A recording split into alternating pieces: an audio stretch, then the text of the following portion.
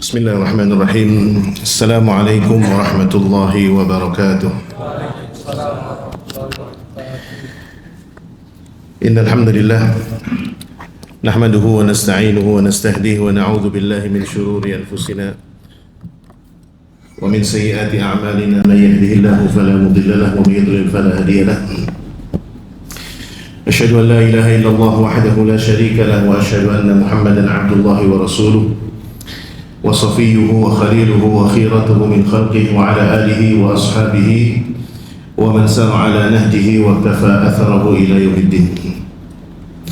قال الله تعالى في كتابه الكريم وهو أصدق القائلين: أعوذ بالله من الشيطان الرجيم يرفع الله الذين آمنوا منكم والذين أوتوا العلم درجات.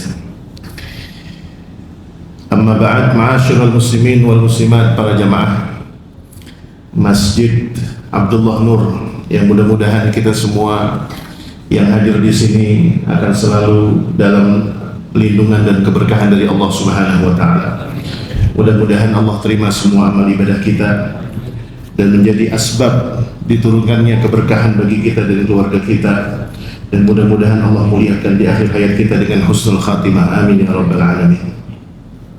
Ma'asyiral hadirin, para jamaah yang dimuliakan Allah Subhanahu wa taala, barangkali ini adalah pertemuan perdana atau majelis perdana, karena yang saya dapatkan informasinya insya Allah setiap hari Kamis ba'da zuhur akan selalu ada pengajian atau kajian ba'da zuhur, yang mudah-mudahan kita di sela-sela kegiatan kita atau aktivitas kita di hari ini kita masih mendapatkan peluang untuk menimba ilmu di jalan Allah Subhanahu wa taala. Baiklah ma'asyiral hadirin, karena sehubungan ini adalah pertemuan perdana, barangkali Al-Fakir mengajak dan mengingatkan kepada diri kita semua tentang ada satu keutamaan yang Allah berikan kepada kita sebagai hamba-Nya, yaitu tentang keutamaan mencari ilmu. Karena salah satu di antara hal yang dimana Allah Subhanahu wa taala melalui baginda Rasulullah SAW gambarkan tentang salah satu gambaran akhir zaman ini adalah ketika makin banyaknya kebodohan. Innallaha la yaqbidul ilma intiza'an min suduril ulama. Allah itu tidak mencabut atau tidak menghilangkan ilmu begitu saja. Jadi kalau kita lihat hari ini perkembangan pendidikan dahsyat yang luar biasa. Bahkan barangkali kalau di sini ada manusia-manusia yang diciptakan oleh Allah tahun 1940, ada nggak sini? Kayaknya sih nggak ada, nggak? Wajahnya sih tahun 2000-an semua nih kayaknya. Oh enggak ya? Tahun 70 mungkin ada ya? Kelahiran 70, ya ada kan 60. Kita semua Bapak Ibu sekalian berbahagia nggak pernah mengira akan ada satu makhluk yang namanya setan gepeng. Ini namanya handphone, tapi kan bisa jadi setan juga nih. Ini namanya handphone. Kita nggak pernah mengira kalau dunia akan secanggih sekarang. Handphone ada di tangan kita, bisa nelpon orang, bisa ngirim pesan kepada orang. Dulu kan begitu, zamannya pager. Sekarang berkembang, touchscreen, layar sentuh. Hanya dengan satu jari, sate ayam bisa nyampe depan rumah. Betul apa enggak? Betul nggak Pak? Dengan satu jari sate ayam bisa nyampe depan rumah. Itu akibat perkembangan ilmu. Tetapi ilmu yang dimaksud bukanlah ilmu hanya sekadar duniawi. Makanya Allah mengatakan innallaha la yaqbidul ilma intiza'an. Ketika Allah cabut ilmu itu bukan kemudian cabut begitu saja hilang, enggak. Sekarang berkembang pesat. Ada namanya ilmu az-zaka al-istina'i. Kalau bahasa sekarang namanya AI. Iya kan? Orang bisa bikin meng-create wajah orang sambil nyanyi, padahal aslinya nggak bisa nyanyi, tapi di videonya bisa nyanyi. AI kan begitu ya. Az-zaka al-istina'i, kecerdasan yang dibuat, tetapi yang dimaksud dengan ilmu itu adalah ilmu agama. Oleh karenanya Rasulullah mengatakan walakin yantazi'uhu bimautil ulama. Ilmu agama itu berkurang, nggak ada yang hilang Pak. Orang penghafal Quran makin banyak, pesantren tahfiz makin banyak, tetapi yang hilang adalah ilmu yang ada pada diri ulama. Salah satu di antara tandanya adalah ketika wafatnya orang-orang alim. Makanya kalau ada ulama meninggal, yang perlu kita tangisi adalah bukan sosoknya saja, tetapi ilmu yang hilang. Karena ketika ilmu sudah dibawa oleh orang yang memiliki ilmu, wafat selesai. Dan untuk menggantikan peran ulama itu tidak mudah. Kalau RT meninggal, RW meninggal, lurah meninggal, camat meninggal, sampai sekelas presiden meninggal, yang gantiin ada nggak?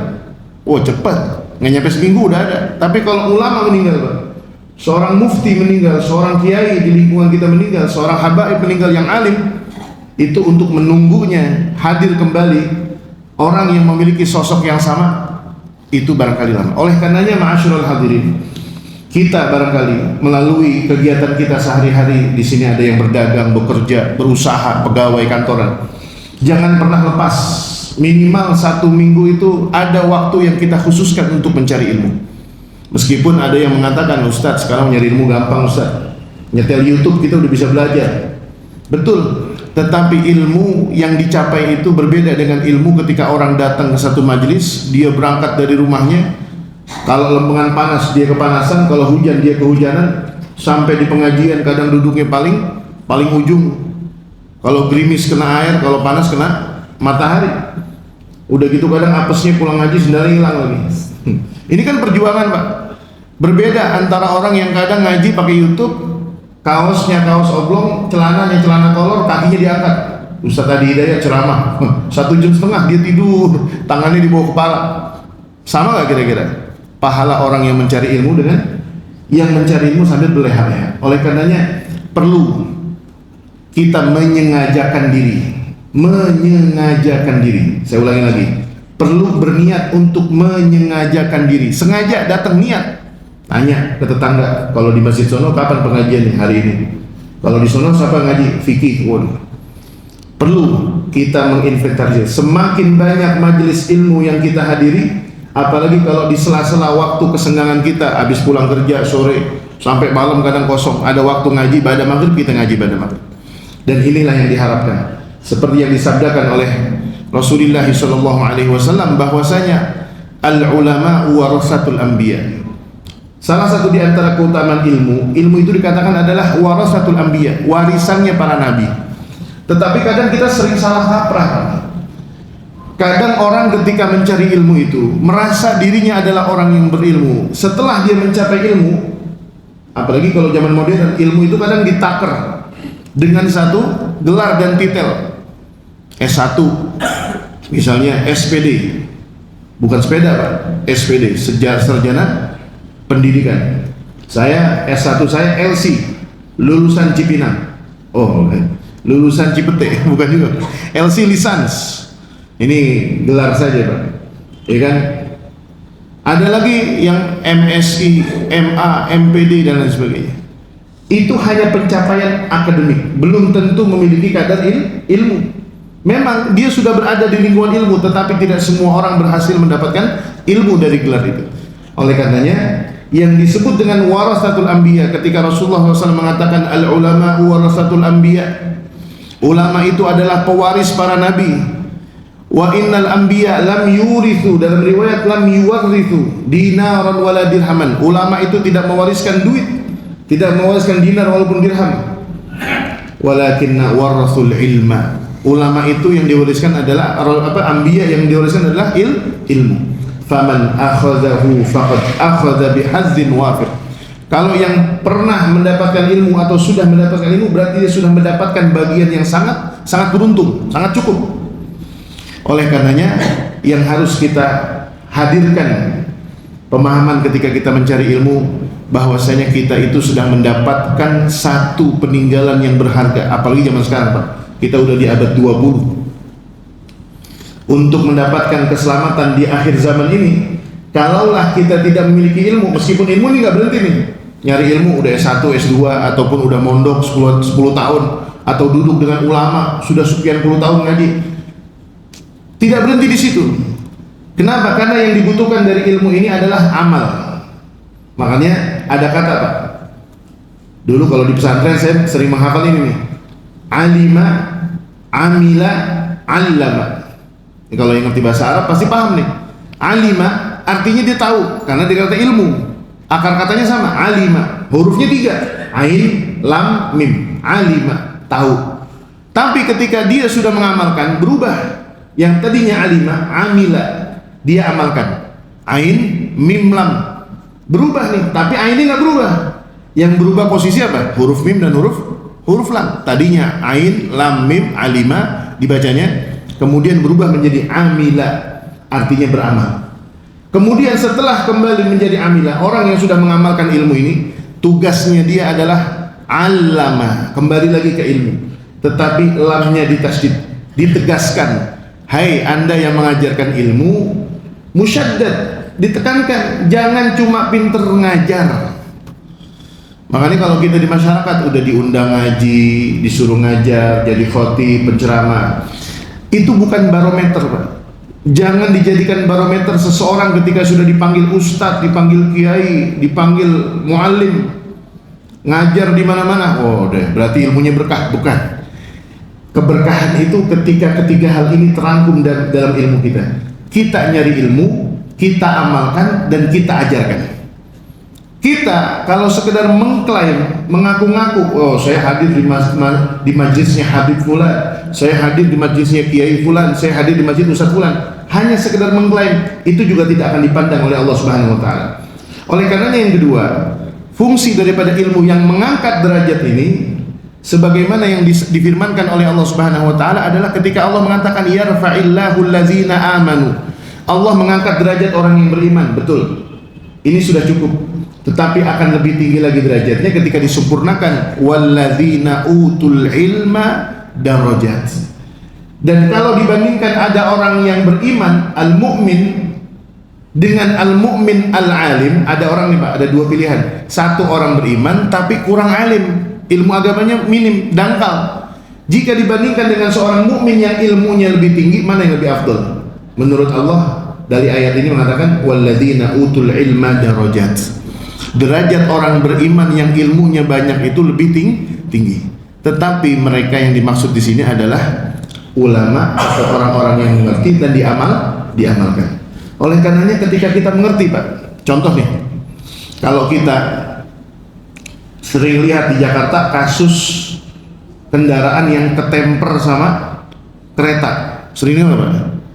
Iya, bis, motor, mobil yang ketabrak sama kereta, Pak. Sering dengar ya berita-beritanya.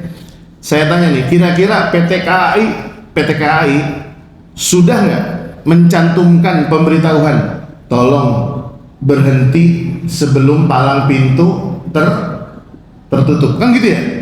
Saya tanya nih, kira-kira yang mati, yang tempo hari mati tuh, entah mungkin di bis, entah di motor, di mobil, kira-kira mereka yang melanggar itu bisa nggak baca pengumuman itu? Bisa. Dia cukup tahu kalau ada larangan, kalau palang pintu kereta itu sudah turun, jangan diterobos. Ada orang yang mengerti tetapi tidak diamalkan. Sama gitu juga Pak. Kita juga tahu Pak, yang namanya judi itu dilarang, tapi tetap diinstal di handphone kita. Ah, iseng-iseng Ustaz. Orang cuma masang top up 20.000 doang Ustaz.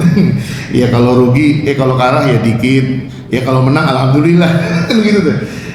Jamaah saya diselipi Pak. Jamaah saya diselipi, itu disorakin sama teman-temannya Pak. Masang judi 3.000, 3 juta, dapat untung 1.500.000 kata dia. Girang banget, Ustaz, saya lagi beruntung nih, kenapa? Kemarin main judi, habis 3 juta, menang 1.500.000. Ini kalau menurut akal sehat, rugi apa menang Pak dia Pak? Rugi apa beruntung Pak?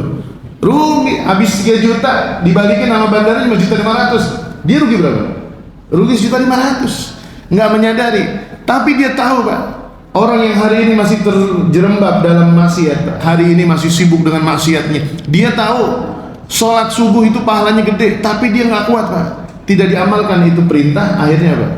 Dia tetap dengan keilmuannya saja, tetapi tidak diamalkan. Oleh karenanya yang ketiga, keselamatan orang yang mencari ilmu itu selamatnya bukan cuma di dunia Pak. Orang yang berilmu dan diamalkan serta dia mengajarkan itu keselamatannya di dunia bahkan di akhirat. Dalam sebuah hadisnya baginda Rasulullah SAW mengisahkan salah satu di antara siksaan, bentuk siksaan yang ada di neraka nanti. A'adzanallahu wa iyyakum jami'an. Mudah-mudahan kita tidak masuk neraka semua. Di neraka itu akan ada satu siksaan, dan siksaan itu seperti gerakannya himar, keledai sedang menggulung menumbuk atau menghaluskan gandum tuh. Jadi dia kelilingan itu. Taduru birraha kama yadurul himaru birraha. Seperti himar itu lagi keliling kan. Kalau di kita di daerah Jawa pakainya sapi PO tuh, yang ditaruh di punuknya, kemudian tuh sapi kan keliling tuh Pak. Ntar ada yang dihalusin tuh, kacang dihalusin, kalau enggak tepung dihalusin. Di akhirat akan ada satu makhluk siksanya tuh begitu di neraka. Kepalanya diikat, dia keliling aja. Ditanya, ini kenapa nih? Kok orang disiksa begini? Na'udzubillah. Kata malaikat, ini orang kerjaannya di dunia cuma mengajak orang pada kebaikan, tapi dia nggak ngelaksanain. Kana ya'murun nasa bil khairi wa la ya'ti, wa yanhan nasa 'anil munkari wa ya'ti. Dia memerintahkan orang untuk melakukan kebaikan, tetapi dia tidak mengerjakan itu kebaikan. Tapi giliran dia mencegah orang daripada kemungkaran, malah justru dia melakukan kemungkaran ini. Oleh karenanya ilmu kalau kita amalkan di dunia, keberuntungannya luar biasa Pak. Contoh nih Pak, yang ringan-ringan aja. Orang kalau punya ilmu, hidupnya enak Pak, tenang. Orang pergi pulang kampung Pak, dari Jakarta pergi ke Magelang. Magelang Jawa mana Pak? Jawa Tengah. Kalau dia mengerti ilmu fikih Pak, siapapun yang keluar dari kampung halamannya atau tempat tinggalnya melakukan safar, perjalanan jauh, kalau kata mazhab Syafi'i lebih daripada 83 atau 84 km, maka dia dibolehkan untuk menjamak dan bahkan mengqashar sholat. Ini fikih nih Pak, fikih. Menjamak artinya apa? Digabungkan antara sholat zuhur dengan asar. Kalau asar dilakukan di sholat zuhur namanya jamak takdim. Kalau zuhur mau diakhirkan sampai asar namanya jamak takhir. Lebih daripada itu, orang yang punya ilmu dia tahu selain sholatnya itu fleksibel, bisa digeser waktunya, dia juga bisa mempersingkat rokaatnya. Yang tadinya 4 rokaat jadi 2. Betul nggak? Kalau dia punya ilmu Pak, wah perjalanan ke Magelang itu sangat nyaman. Berangkat dari Jakarta jam 10 pagi, jam 11 udah di Cipali Pak, ketemu sholat zuhur. Kata dia gimana? Sama keluarga, kira-kira ke sholat zuhur nggak usah, ntar di Semarang aja sholat zuhurnya, sekalian dijama dengan asar. Nyaman nggak Pak? Nyaman. Tapi kalau dia nggak punya ilmu, ini praktek agama aja Pak, soal fikih aja, sholat zuhur, azan zuhur, merasa dirinya paling soleh, dia minggir Pak. Azan zuhur, dia minggir ke rest area, betul nggak? Dia sholat zuhur, berapa rakaat? 4 rakaat. Jalan lagi, jam 1, habis makan soto kudus, jalan tuh. Atau enggak Ciganea, Cipali kan, jalan lagi Pak, sampai di jalan ketemu asar, berhenti lagi, merasa dirinya adalah orang yang paling tepat menjalankan syarat. Padahal dalam syariat kita ada kemudahan. Di antara kemudahannya apa tadi? Jamak qashar. Kita Pak, ketika bangun subuh, azan subuh berkumandang, berangkat ke masjid, kadang ada kita yang datang ke masjid, sampai di masjid azan udah berkumandang, kita duduk santai di mana? Di tiang masjid, megang tasbih, kadang baca Quran, merasa dia sudah mendapatkan satu fadilah yang besar, padahal dia lupa ada satu fadilah yang lebih besar daripada pegang tasbih, daripada pegang Quran. Kalaulah kita sholat 2 rakaat sebelum subuh, apa kata Rasulullah? Man shalla raka'ataini qabla al-fajri faka'annama hizat lahu ad-dunya wa ma fiha. Dalam riwayat fakana khairun lahu min ad-dunya wa ma fiha. Orang yang kalau sholat 2 rakaat sunnah qabliyah subuh 2 rakaat, maka dia seperti mendapatkan dunia dan seisinya. Ini dilakukan oleh siapa? Hanya orang yang tahu ilmu itu dan dia amalkan. Oleh karenanya ma'asyiral hadirin, yang ketiga, ilmu ini penyelamat bagi kita siapa? Bagi kita di dunia dan di akhirat. Cuma persoalan itu tadi, kalau kita sudah ngaji, kita ngerasa paling banyak datang ke majelis taklim, paling rajin, lama-kelamaan kadang kita lupa bahwasanya ilmu yang ada di pundak kita ini adalah amanat dari Allah Subhanahu wa ta'ala. Kemudian yang terakhir, ma'asyiral hadirin, jamaah yang dimuliakan Allah Subhanahu wa ta'ala, ilmu ini dikatakan oleh para ulama adalah nur. Ilmu ini adalah cahaya. Kita lihat Pak, orang yang hidupnya dekat dengan ilmu, memiliki ilmu, apapun profesinya, apapun pekerjaannya, dia akan nampak terlihat hidupnya lebih cerah, bukan wajahnya. Kasihan orang yang kerjanya sama oli, ya kan? Kerjanya ngojek, gosong mukanya, bukan mukanya bercahaya, tapi hidupnya bercahaya. Kalau dia lagi gundah, kalau dia lagi punya masalah, dia lagi sedih, dia tahu kepada siapa dia harus mengadu. Dia mengadu kepada Allah Subhanahu wa taala. Kalau dia sedang punya urusan, menanyakan tentang jalan keluar dari persoalan fikih, dia akan tahu datang ke rumah siapa. Misalnya dia temukan nih bisnisnya kok kurang berkembang nih, modalnya udah banyak keluar tapi kok kurang berkembang. Dia datang ke Allah Subhanahu wa taala, sepertiga malam dia mengetuk pintunya Allah Subhanahu wa taala. Besoknya dia silaturahmi ke rumah gurunya, datang ke rumah guru. Ustaz, Pak Kiai, mohon doanya ini, saya lagi bisnis. Ini udah 2 tahun kok nggak berkembang. Kira-kira amalan apa yang saya perlu lakukan? Kata gurunya, banyak-banyak sedekah. Besok kalau buka pintu toko, baca Bismillah tawakkalna 'ala Allah la haula wala quwwata illa billah. Kata gurunya, jangan banyak-banyak maksiat. Bisa jadi gara-gara maksiat rezeki kita makin sempit. Ilmu, Pak. Oleh karenanya dikatakan al-ilmu nurun.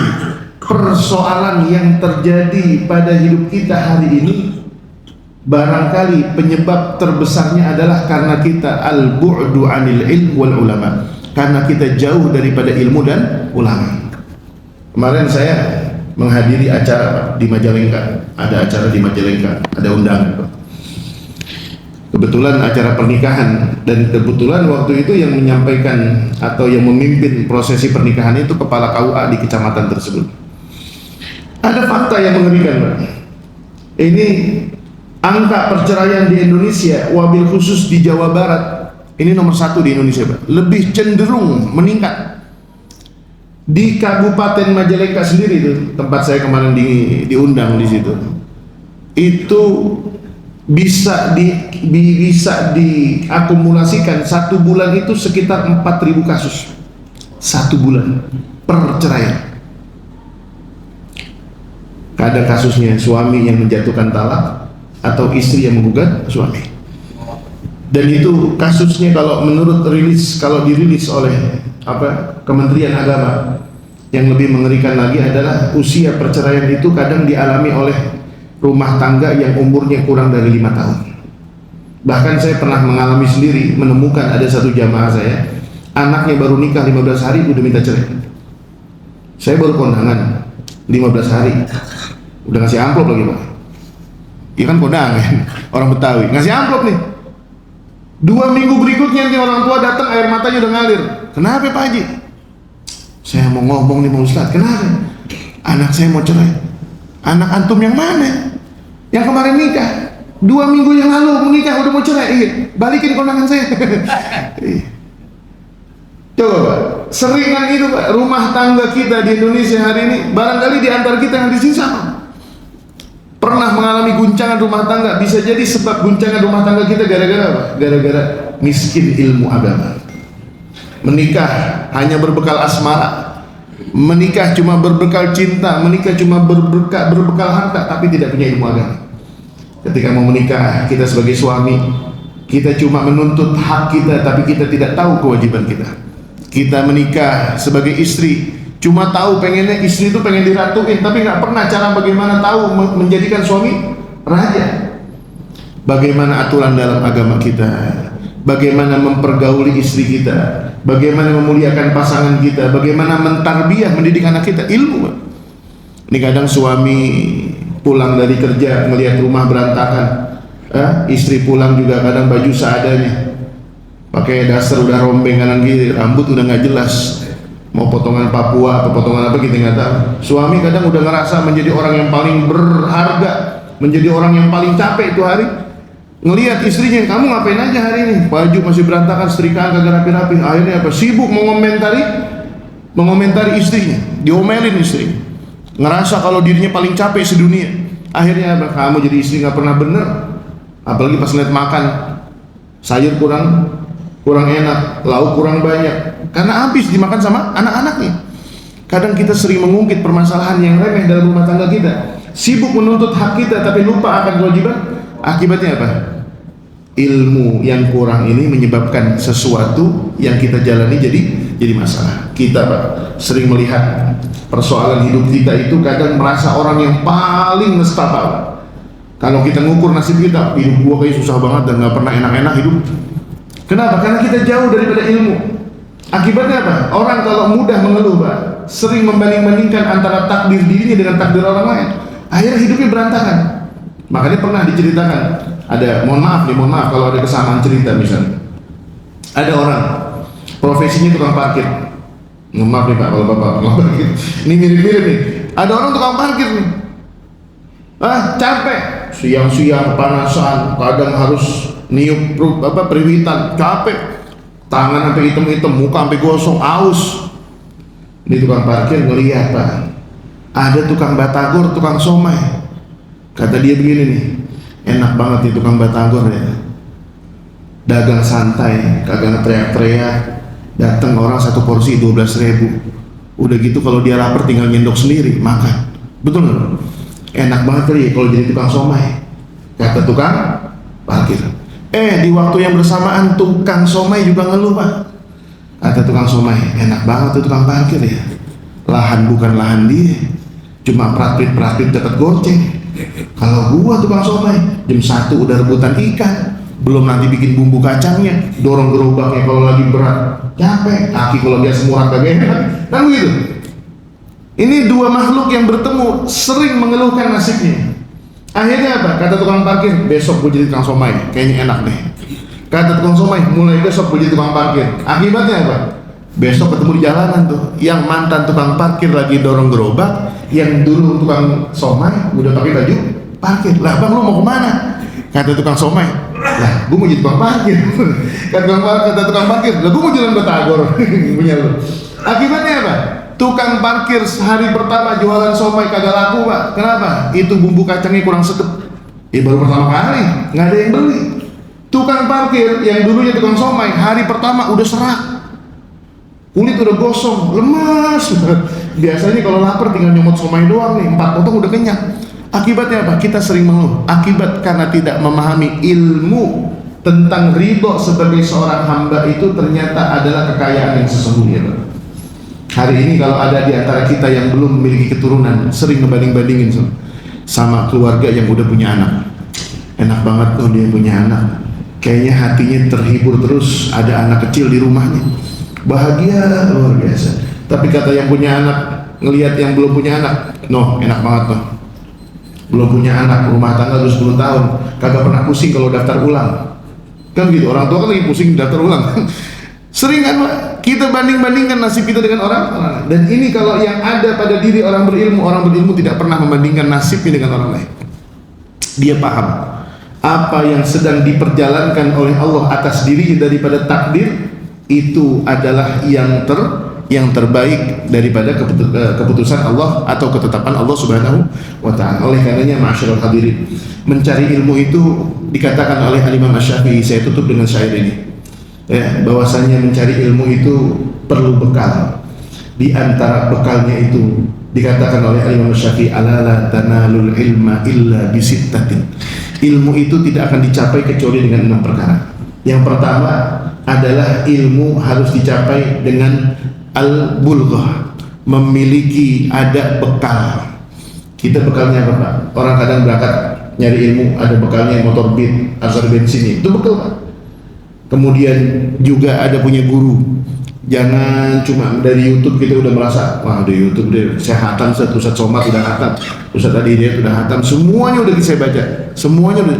Itu bukan mencari ilmu. Mencari ilmu itu adalah datang ke tempat guru, apa yang disampaikan kita catat, kita ingat dan kita amalkan, dan kemudian kita tularkan untuk keluarga kita di rumah.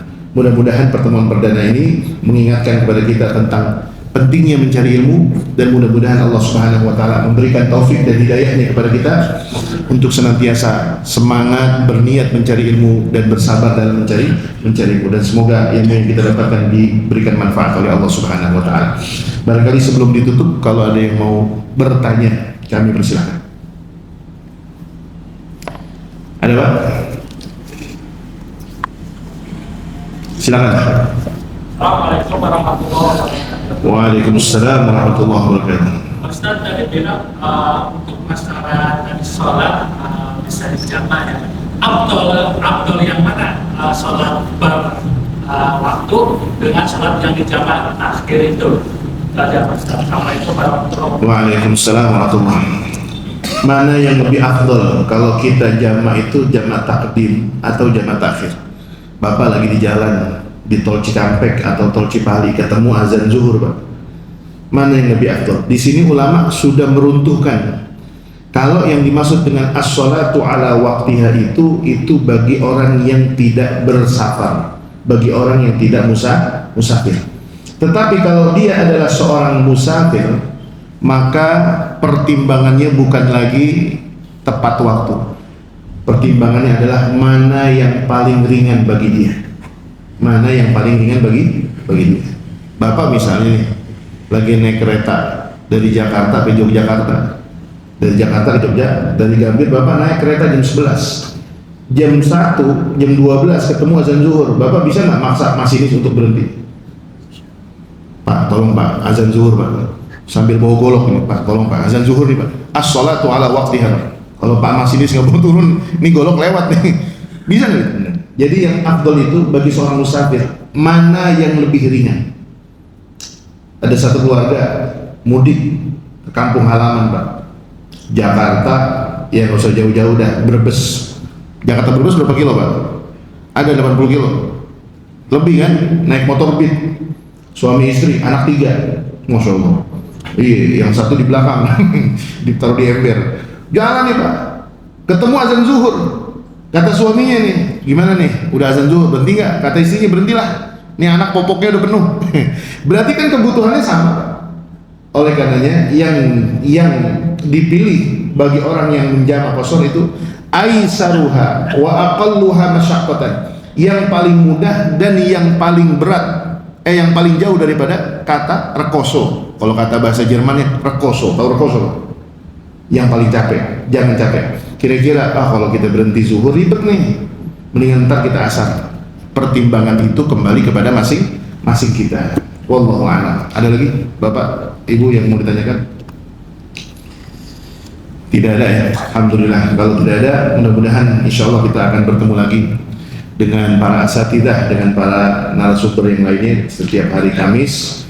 Insya Allah akan rutin di majelis di masjid kita tercinta, yaitu Masjid Abdullah bin Nur. Kita doakan mudah-mudahan bagi para muwaqif, bagi para mutasaddiqin, mutasaddiqat yang telah memiliki andil dalam pembangunan masjid ini, kita doakan mudah-mudahan Allah berikan keberkahan fid dini wad dunya wal akhirah. Dan kita yang hadir di sini beristiqamah, mudah-mudahan Allah muliakan dengan keistiqamahan, dan Allah muliakan kita dengan akhir hayat kita yang husnul khatimah. Amin ya rabbal alamin. Allahumma anfa'na bima 'allamtana wa 'allimna ma yanfa'una wa zidna 'ilman bi rahmatika ya arhamar rahimin. اللهم اهدنا بهداك واجعلنا ممن يسارع في رضاك ولا تولينا وليا سواك ولا تجعلنا ممن خالف امرك وعصاك. حسبنا الله ونعم الوكيل، نعم المولى ونعم النصير. ربي فانفعنا ببركتهم واهدنا الحسنى بحرمتهم وامتنا في طريقتهم ومعافاتهم من الفتن. وصلى الله على نبينا محمد وعلى اله وصحبه وسلم والحمد لله رب العالمين. Kurang lebihnya mohon maaf. Assalamualaikum warahmatullahi wabarakatuh.